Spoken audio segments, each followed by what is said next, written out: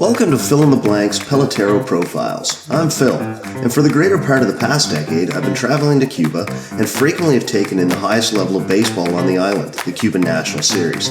During my travels, I've had the good fortune to see many future stars of Major League Baseball, many more that never quite made it, and quite a few that are currently working their way to the top level.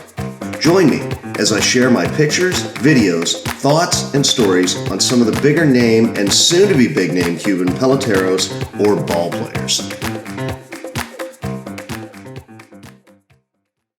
The Major League Draft typically trails behind the other major sports for excitement or sizzle. The draft is still vital to building successful franchises, but the frequent gap between a player being drafted and appearing at the major league level often results in delayed gratification. International players are not part of the draft, and depending on what country a player comes from, this can add levels of complexity to their potential signing. Cuban players must first leave Cuba and establish residence in a third country, often Haiti, the Dominican Republic, or Mexico, before they can be declared a free agent. In an effort to create competitive balance on the international market, spending restrictions have been implemented and there is a signing window each year, typically July 2nd to June 15th. More on the changes to that in 2020 in a bit. The era of players under 25 years of age signing for true free agent dollars are a thing of the past, and cost certainty is now much more in favor for MLB teams. The rules behind signings and how the pool spending totals are calculated is quite complex, but most teams, except those who have signed MLB free agents or are facing sanctions for infractions, start with roughly $6 million, with abilities to add nominal sums to this total. This builds a bit of a framework for trying to predict where and for how much young international prospects might sign. COVID-19 delayed the 2020 signing period, originally set to begin on July 2nd, 2020. The player that was headlining that as the number one prospect according to MLB Pipeline was a player who should sound familiar to those who have been paying attention to the Cuban landscape for the past decade. His name is Yoelqui Céspedes. He is the half-brother of former Mets star Yoenis Céspedes. He is a player I have seen in action many times over the past few years and have documented in photos and videos. Join me as I fill in the blanks on a player considered to be the number one international prospect who recently signed with the Chicago White Sox in Yoelqui Céspedes. Firstly, name recognition. As mentioned, he is the half-brother of former Cuban slugger Yoenis Céspedes. Yoelqui has used two different spellings of his name. They appear on the screen. One is perhaps more Anglo-centric and which has been used in the World Baseball Classic and when he has traveled with the national team. The more common, Yoelqui, Yoelqui, is what he appears to prefer and has been making the rounds in the last bit. What do we know about Yoelqui's in action? Cespedes, despite his youth, does have a decent sample size of at-bats from his playing time for Grandma in the Cuban National Series. He was called up as a 17-year-old in 2015 and played in 44 games before becoming a key piece of a championship squad in both 2016 and 2017. It should be mentioned that even though the overall talent level of the Cuban National Series has dropped over recent seasons, he was on average 10 years younger than the league player and still faced admirable competition. He did miss time, including most of the playoffs in 2017-2018 with leg injuries, but in his 4 seasons at the top level in Cuba slashed .287, .351, .415, with 12 home runs and 98 RBIs in 721 at-bats.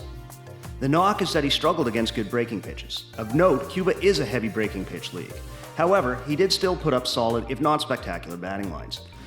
This has some scouts thinking he could be a better MLB hitter if he can master/sit on fastballs while hopefully improving or at least recognizing breaking stuff. There is some concern though, as average velocity in Cuba is decidedly lower than in MLB.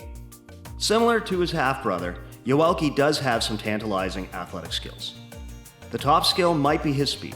This, however, is yet to turn into consistent base stealing, resulting in only 14 bags being swiped against 11 times caught. With the decline in steals in the majors overall, the hope is that his speed can at least translate into a plus base runner who can learn strategic spots to swipe a bag.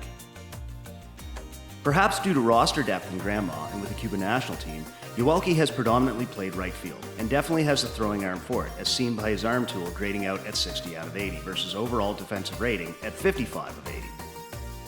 His value is likely higher if he can illustrate the ability to play center field, but more likely right is his natural position with the versatility to fill in center if need be. Yoenis Céspedes is likely one of the purest power hitters to ever come out of Cuba.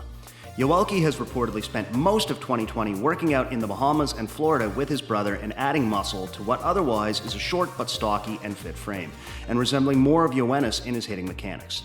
However, to expect him to be the home run hitter his older brother isn't realistic or fair. His power rating does grade out at a well above average 55 out of 80 and is expected to improve as he ages and strengthens. Cespedes signed with singer/actor Mark Anthony's Magnus Agency, an agency which has accumulated an immense amount of foreign baseball and more specifically Cuban baseball talent in the past few years. One of the most comparable players to sign with Magnus and sign with an MLB team recently is Victor Mesa in 2018. Victor signed with the Miami Marlins for $5.25 million. His 17-year-old brother Victor Jr. received $1 million. The former Cuban World Baseball Classic teammates are very similar in skill. However, the perception may be that Victor has higher value due to him being a pure center fielder. Projections for Yoelqui Céspedes vary.